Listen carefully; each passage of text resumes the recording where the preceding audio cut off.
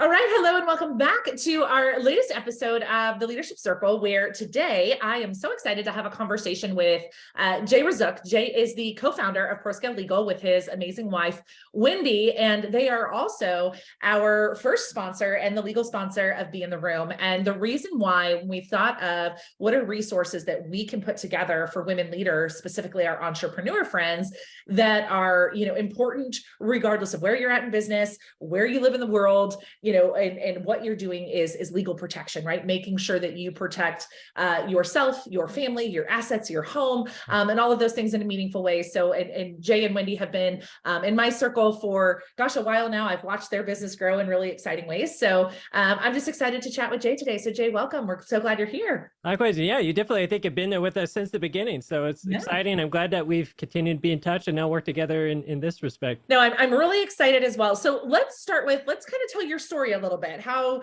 you got to where you are, and then how you are supporting business owners and entrepreneurs today. So yeah, great question. So I'm a lawyer, and I spent about 10 years working with Fortune 100s, like the big corporations, trying to fix them after they make like billion-dollar mistakes. And I mean that billion with a B, like massive mistakes that really hurt shareholders. So I learned a lot about corporate governance and how to really run a business right and how to reduce risk and make good decisions as an executive.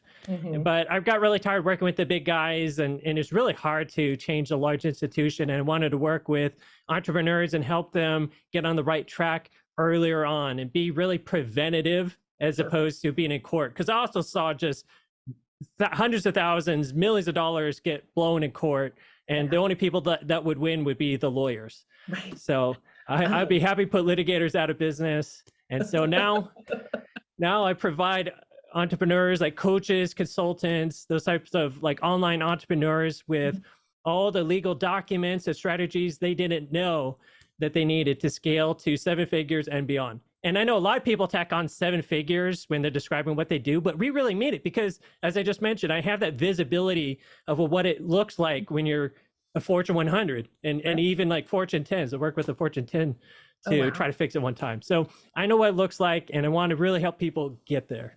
Yeah, I love that. I love that so much. I love the approach of preventative, right? So often, at least in my experience before I became an entrepreneur, is like an attorney was someone you called when something was broken, when something had gone wrong, whether it was in your car, in your marriage, in your business, like something had gone wrong. That's when you're calling an attorney, right? So I love your viewpoint on preventative. So talk to me about, like, what does that mean when you're like, we like to preventatively help business owners protect themselves?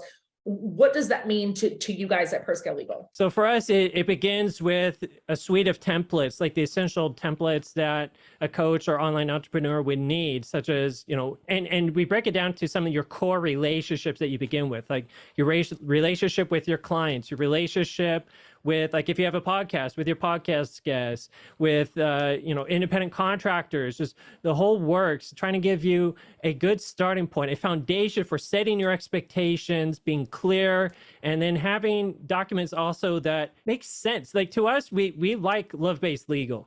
We think that is a smarter approach, because when you're mean to people, you have that airtight contract that nobody could get out of.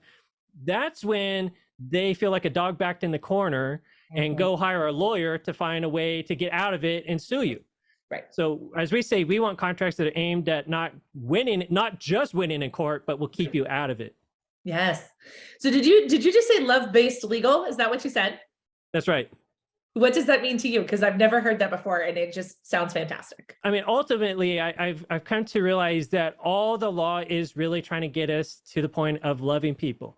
Don't lie, don't cheat, don't steal, don't kill. I don't know how we got to the point that we have millions and millions of laws just telling us these same few things. Right. And so to help people realize that, yes, you could be a good person, right, and you can just being yourself, be your authentic, loving self. You are actually doing what the law wants you to do.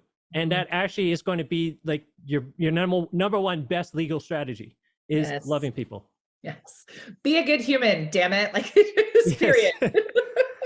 So good. What was that? Yeah, Go I ahead. mean, when they go and talk to the lawyer, that's when there's no longer a relationship in place. As long as you're speaking with one another, you have a relationship. They know you care about them. They're going to likely care about you and Right. not talk to that lawyer. The moment they talk to the lawyer, Mhm. you've gone a bridge too far, and it's now Right. reached a whole new level. Yes, somebody who fought a very long, arduous legal battle in 2022. I know a lot about that. So I think that is really incredible. So let's talk about risk, right? I hate to use the word mistake because it's negative. Yeah. But let's talk about like what risks when you come into a business, like you said, you want to be preventative, but where's the exposure for most entrepreneurs that you see first when you first come in, you're first beginning the relationship, where are they leaving themselves the most open to risk, lawsuit, all of being taken advantage of, all the other things. Let's start there. I think the number one risk is just not getting clear on expectations. Okay. And I think for a lot of us, especially in the marketing space, the online space, we want to use these words, these fancy words, make these huge promises in our marketing materials. And then come people sign our contract says basically, I'm not promising anything, not guaranteeing anything. I'm not going to deliver anything. And then someone joins the program, and then there's this huge gap between what they felt really was promised. They never read that contract, and now they're upset wanting a refund. Right. And so I really think it's important for people to understand you need to make sure there's an alignment of what you're promising in your marketing, what you're promising in your contract, and then what you're delivering on the back end. That right there, I think, sums up most disputes. Sure. So let's talk about that because, when we come to like what we promise as it relates to deliverables, and I know you work with coaches, you work with consultants, right? So you're working with people who are offering just education, and then you're working with people who are actually, getting in done for you services, that sort of stuff. You work both sides of that. How do we make sure as business owners that we're not overpromising or we're not leaving ourselves open unintentionally, right? Like, again, I think most of us, like you said, if you're a good human, most of us go into business relationships with the best of intention, right? Nobody wants to have to whip out the contract or find, red line things in that. But how do you coach your clients to really understand what to put into a contract? Like what goes into that makes people feel protected without feeling backed into a corner? Yeah, that's a great question. I mean, first, I try to make sure we don't have sales copy in the contract. I mean, I see people, they promise the world, like, I will use my absolute best efforts to make you happy and put it in the contract. Right. I don't even know if a judge would be able to figure out what that means. Right. So don't use fancy words. And this is where lawyers tend to know the buzzwords that work well and courts would know. And then this is where if you buy a legal template that's written by an attorney who's carefully looked over every single word, you're going to have a good starting spot. Right. That's great advice. I've never heard anybody say that. Like your sales page copy doesn't belong in your contract, like period, end of story. Seems common sense, but I've never heard anybody say that before. So yeah, all the self-written contracts I've seen look like that. And get so you want to make sure that you really strip out all the adjectives. That's probably an easy one. Adjectives really eliminate a lot of the problems. Right. And just say, I will give you, we will have 4 coaching calls a month. We will have, you have access to our Facebook group. Just be very factual. Just keep it to the facts. And that's a good starting spot right there. Sure. No, that's really excellent advice for sure. So in addition to like really setting clear expectations, across the board, like you said, marketing, deliverables, contract, everything lines up. What are some of the other exposures that you see aside from like from client to business relationship? What do you see? Like, I know you deal with contractor agreements and employment agreements and all those different things. What's some exposure that tends to happen there, Jay? Oh, the independent contractors is a big one. Yeah.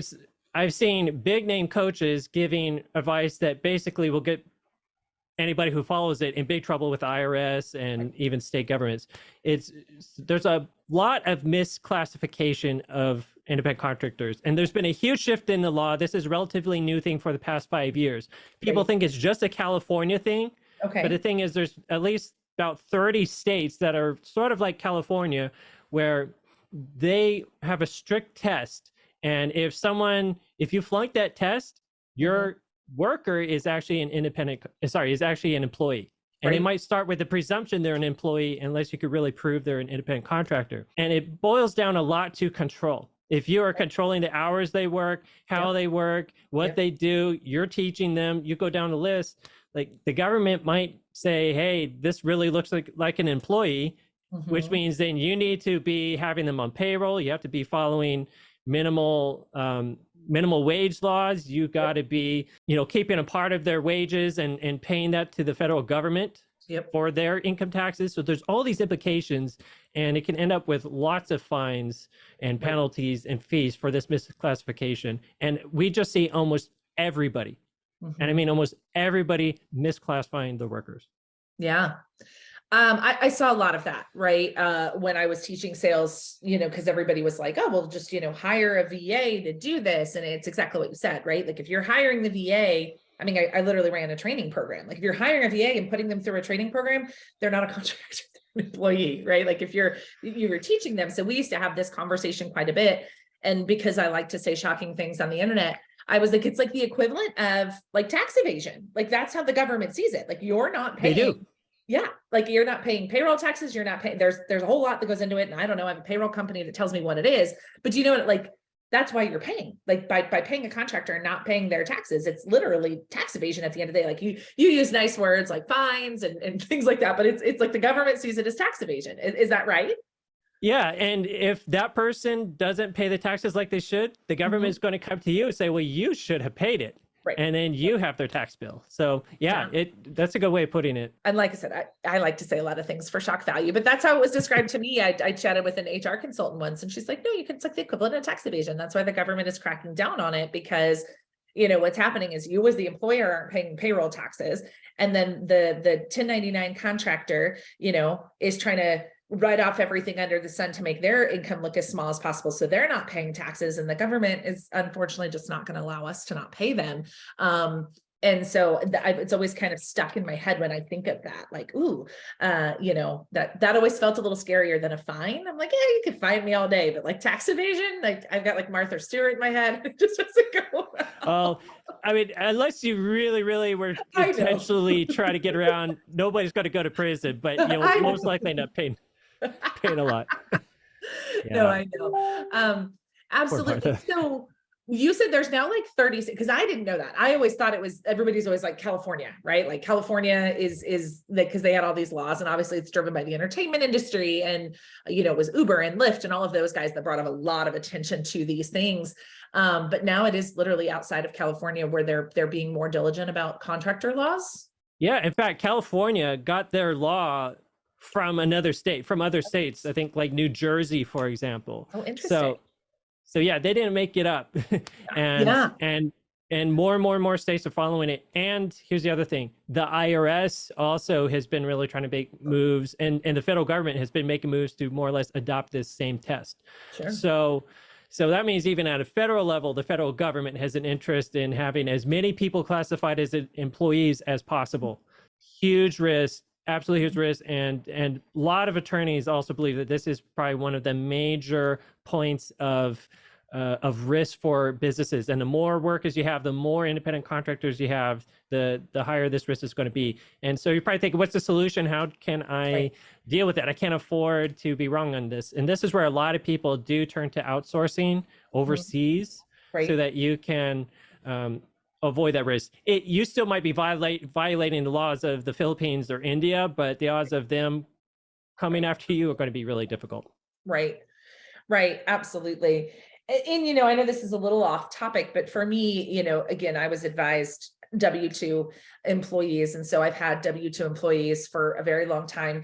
Wow. Been, even when there were days where I was like, can we make payroll? You know what I'm saying? Like doing that, but I've always felt really secure in that I'm like, oh, I need somebody to learn a new skill, or I need somebody to figure something out, or I need somebody to drop what they're doing right now and fix this thing. And with contractors, you can't do that, right? Theoretically, you can't, you can ask, but you can't demand a contractor do something new or add something to their scope of work without amending a contract and all those different things, right? Like that's the red tape we get into with contractors. If you're like, ooh, I need you to make this document pretty, but it's not in our contract that you do any design work for me, we run the risk of skirting those laws, correct? What was that last question? I was gonna say, so when you it's those little things like that, like when you're asking somebody to do something, and say you have a virtual assistant and you ask them to do something that's not in their original scope, right? So they are like, here's the scope of work, Jay, this is what I'm doing for you and Wendy. And then all of a sudden you're like, I need you to do something that's not in the scope. Theoretically, if they're actually a contractor, like a new scope should be drafted, right? Like a new contract should be issued. If you're just giving them work as it comes in, again, you're treating them like an employee, correct? Or is that too extreme? In of itself, I don't think that necessarily would convert someone into an employee. Okay. I suppose that could be considered a factor.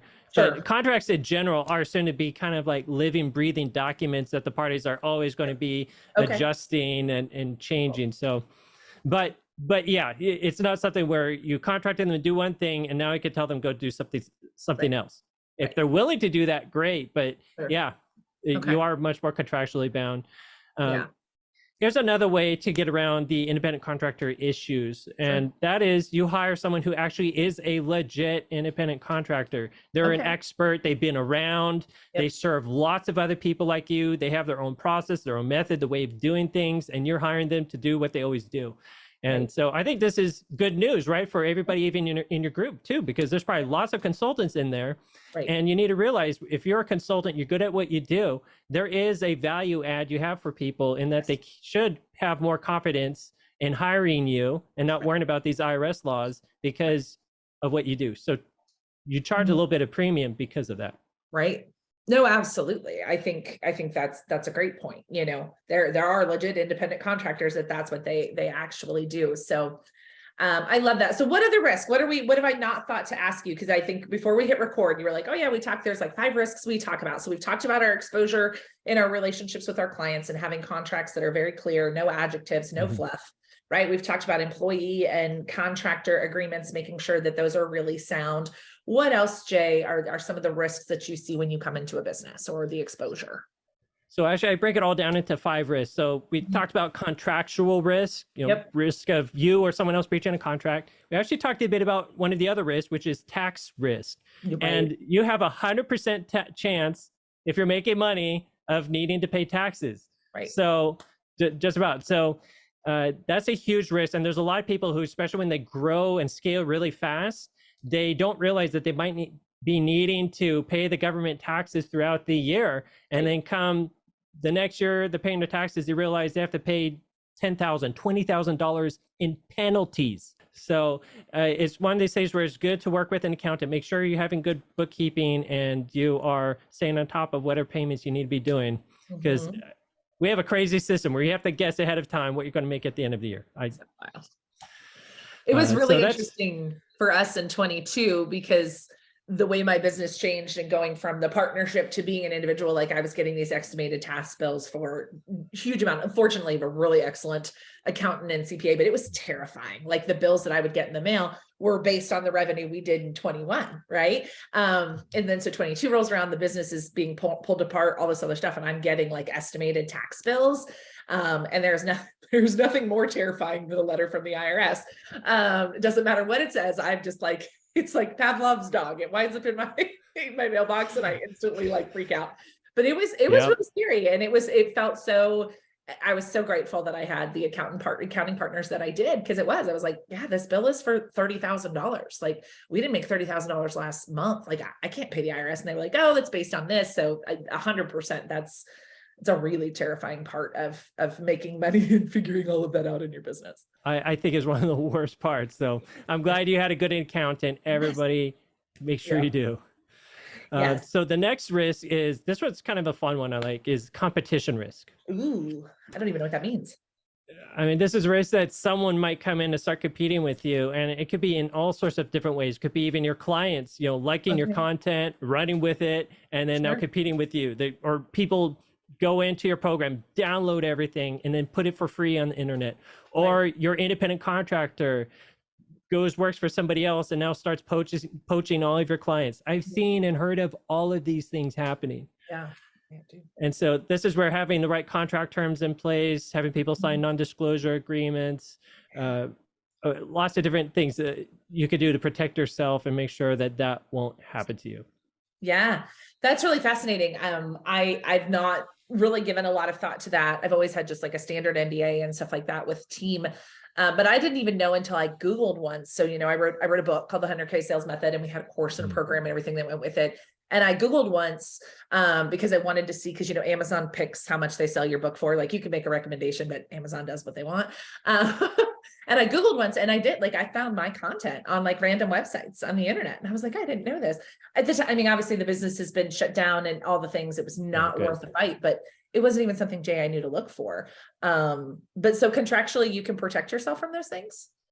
Like if you are signing up clients for your program, you could have them sign that they understand that your videos and your content is your own, and that, like, for us, our templates are unique in that we really put special attention to make sure we're clear, like, hey, we're giving you a license to use this. Right. A part of your program fee, X number of dollars is going towards paying for this license. And if you share with anybody, you need to buy another license. Right.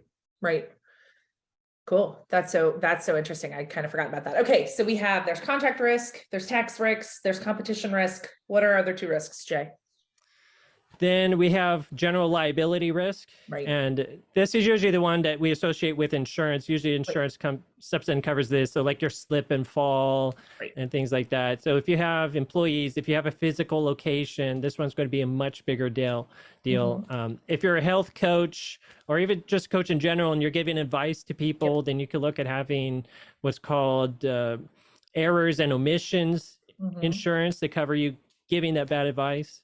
It's kind of like your professional liability insurance. So that's the fourth category. And as mentioned, insurance really comes into play for that one. And actually 1, 2, 3, 4, 5. Actually, I think we covered that. So we cover, the fifth one. Okay, I see it, is regulatory risk. And so this is being aware of the laws and regulations that are out there.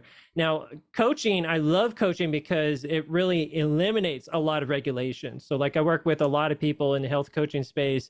They're licensed practitioners. Nobody's more regulated, I think, than like a licensed practitioner. They're what you can say, what you do, how you do it, like everything is being controlled and watched over. But when you go into coaching, it's kind of like the wild, wild west, where you can say what you want. You can do what you want for the most part. And that's why we love it. And we try to get people transitioning there. Right. Does that cover things, Jay? Like, I know there's like advertising risk and different things like that. Like there's a regulatory risk, like things you can and can't promise, things you can and can't put on a sales page, right? Like you can't, if you had one client who made $1 million, like there's some regulation in what you can promise, correct? Absolutely. So yeah, still the general laws apply to everybody, would still apply to coaching, for example. So yeah, can't do false advertising, can't mislead people in general. I mean, in fact, if you're lying to people to get them to sign up for your program, that in of itself could be a basis to invalidate the contract. And that's a good way to set up for a lawsuit. So be honest, be forthright. This is where the law is nice. It does give you ideas of things that tend to be fraud. And I think where a lot of people struggle too is it's not just lying, it's also being misleading that the law doesn't like. Like, what's the difference between that? Yeah. So misleading would be where you say something that's like technically true, right? But that they might interpret it one way, right? That wouldn't be true, and that's might be what's motivating them. So you also have to watch out for that too. So that might look something like, we work with 7-figure business owners to do ABC, XYZ. And that might be a headline, but if those people already made $1 million before they walked into your business, but you're implying that you've helped them get there, like that's the misleading part, right? Yeah, I think that's a good example. And and in your example there, it's actually great, where testimonials are often a place where there could be a lot of misleading information. And the Federal Communication Commission, Federal Trade Communication, Federal Trade Commission, the FTC, has issued a lot of guidelines about even using misleading testimonials. Right. So that's so it's good to have disclaimers. Yeah, when you said regulation, that was the first thing I thought of. Because again, in online marketing land, again, one person has one client who somehow makes $1 million, and all of a sudden you're the millionaire coach. And it's like, wait, but in just a second, you have 4,000 clients, one made $1 million, you're not the millionaire coach. And I think that obviously people are being more and more discerning, but us as business owners, like we need to be really mindful of the words that we use. So I think that's incredible. Well, Jay, you've been so helpful today, and you've given me a lot to think about as well.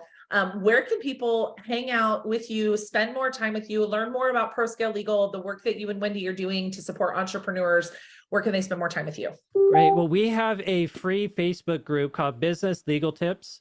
And Okay. I mean, it's like for entrepreneurs and coaches and all that. So it's a long list of people, but Business Legal Tips, search for that in Facebook. And we have a weekly live where we give legal information, or sometimes we bring in guests who just share amazing, helpful tips.